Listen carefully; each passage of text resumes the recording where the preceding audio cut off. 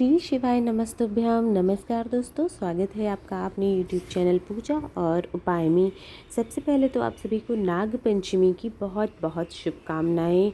दोस्तों, नाग पंचमी का त्यौहार 9 अगस्त 2024 को मनाया जाएगा और ये सावन मास की जो पंचमी होती है शुक्ल पक्ष की, उस दिन मनाया जाता है। पूजा के लिए आपका पूरा दिन, वैसे नाग देवता की आप पूजा कर सकते हैं। नाग पंचमी के दिन पूरा दिन ही पूजा की जाती है, लेकिन पूजा के लिए इस दिन 3 शुभ मुहूर्त हैं। अगर उन मुहूर्त में करेंगे तो बहुत अच्छा होगा। आपको मुहूर्त जो है वो सुबह मिलेगा 5:47 से 8:27 तक रहेगा पहला मुहूर्त।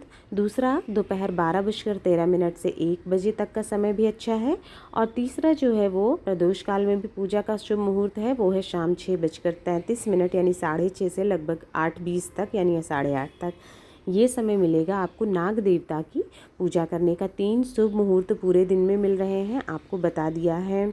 अब पूजा आपको कैसे करनी है, तो ये पूजा देखिए घर पर आप इस तरह से कर सकते हैं। मिट्टी के आटे से आपको बनाने हैं नाग देवता। 5 या 7 बना लीजिएगा, नहीं तो कम से कम आपको 1 जोड़ा नाग नागिन ज़रूर बनाना है। आटे में कुछ मिलाना नहीं है, केवल सादा आटा गूँथना है और अपने अकॉर्डिंग जिस तरह से देखिए बनाया है नाग देवता का आकृति आपको बना लेनी है। 5 तो कम से कम बनाइएगा। ये पूजा आप मंदिर में जाकर भी कर सकते हैं। जो शिवलिंग के ऊपर नाग देवता होते हैं विराजमान, आप उनकी विधिवत पूजा कर सकते हैं। अगर मंदिर दूर है या नहीं जा सकते हैं किसी कारणवश, तो घर पर इस तरह से आसानी से आप पूजा कर सकते हैं। नहीं तो आप दीवार पर जो है नाग देवता की आकृति बना सकते हैं किसी चीज़ काले काजल से या किसी भी काले रंग के चीज़ से बना दीजिएगा। 5 या 7 नाग देवता की आकृति बनाकर दीवार पे उनकी विधिवत आप पूजा कर सकते हैं।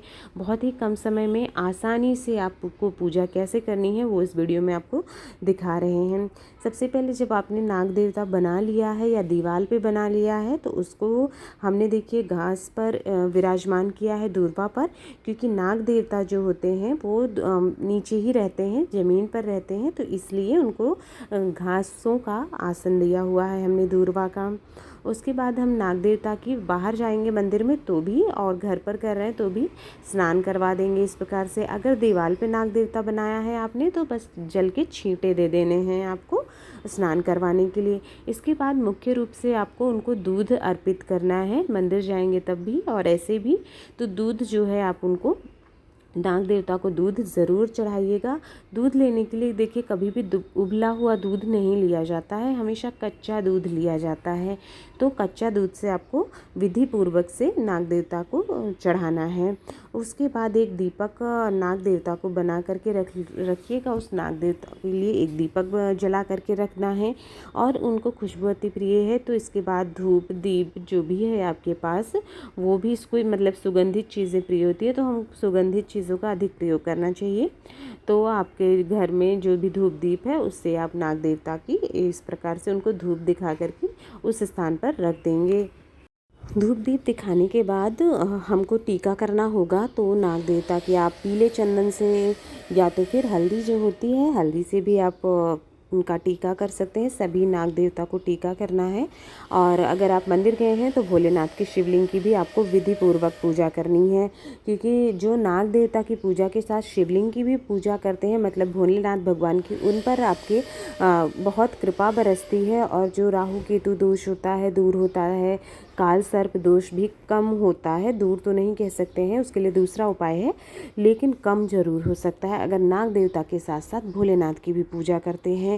तो इस प्रकार से रोली जो आती है उससे भी नाग देवता को टीका करना है। और जितने खुशबू फूल होते हैं, मतलब अच्छी खुशबू आती है, जैसे मोगरा का फूल हो जाता है, गुलाब का फूल है, इन सब में अच्छी खुशबू होती है, और गेंदे के फूल से भी खुशबू आती है। तो जो ऐसी फूल मिल जाते हैं जिनमें खुशबू अच्छी है, तो वो मिल जाए तो बहुत अच्छा है। वो फूल नाग देवता को अर्पित करें। कोई स्पेसिफिक नहीं है कि यही फूल चाहिए, जो आपको मिल जाता है वो फूल चढ़ा दीजिएगा। इस तरह से फूल अर्पित करने के बाद में नाग देवता को आप वस्त्र के रूप में जनेऊ, जो मौली होती है, वो आपको चढ़ानी होती है। आप बेलपत्र भी नाग देवता को चढ़ा सकते हैं और शिवलिंग पर भी चढ़ा सकते हैं है तो। और उसके बाद आप वस्त्र के रूप में जो मौली है वो चढ़ा दीजिएगा।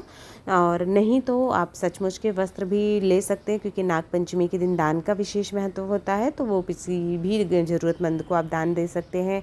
भोग प्रसाद के रूप में आपको दूध ज़रूर से ज़रूर अर्पित करना है, क्योंकि वो मुख्य भोग होता है।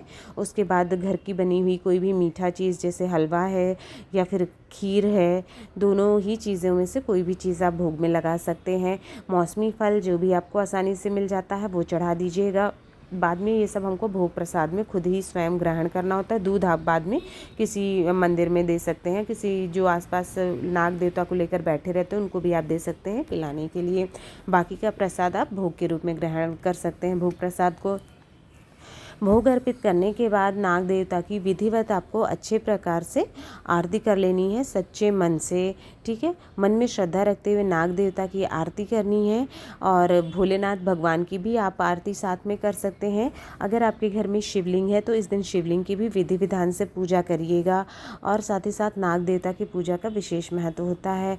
आप अपनी सामर्थ्य के अनुसार दक्षिणा चढ़ा दीजिएगा और बाद में उसको किसी ज़रूरतमंद को आप दान दे सकते हैं।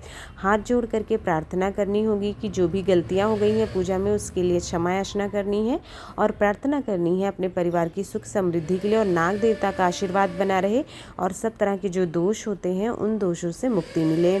अगर आपको काल सर्प दोष का आपके ग्रह में कुछ ऐसा है, किसी ने बताया हुआ है या आपको नहीं भी पता है, तो भी आप क्या कर सकते हैं, चांदी के जो नाग नागिन आते हैं या फिर तांबे के नाग नागिन, चांदी के नाग नागिन का विशेष महत्व, एक जोड़ा ले लीजिएगा और आपके आसपास जो भी शिव मंदिर हो वहाँ पर आप उसको दान करना होता है, या फिर दान कर दीजिएगा। अगर पहले से जैसे बहुत लोगों ने दान कर रखा है, नहीं है ले सकते हैं वो, तो उसको खुद ही भगवान भोलेनाथ को, आपको नाग देवता रहते हैं जो शिवलिंग पे, वहाँ पर चढ़ा करके प्रार्थना करनी है कि सभी दोषों से मुक्ति हो जाए।